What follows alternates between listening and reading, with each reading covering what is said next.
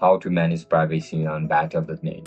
Argus search you to manage your privacy on Battle.net application. If that's so, then this video might help you.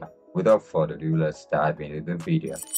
To manage privacy on Battle.net, first of all, open the app on your mobile device. Once you open the app, just simply log in into your account with your Studio email and password. As soon as you get logged in, look at the top left corner of your screen where you can see this profile icon. Just simply tap on this profile icon.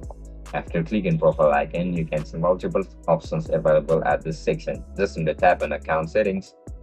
After clicking account settings, you can see this option for privacy. Just simply tap on privacy. After clicking privacy, you'll be forwarded to this interface. In this interface, you'll be able to manage all your privacy on this app. And that's it, guys. That's how you're going to manage privacy on Battle.net application. If you want to manage the privacy, then just simply tap on update button. After clicking update, you will be able to manage these options over here. And that's it, guys. That's how we're going to manage privacy. If you guys found this video helpful, don't forget to leave a like and subscribe to our channel. Bye bye.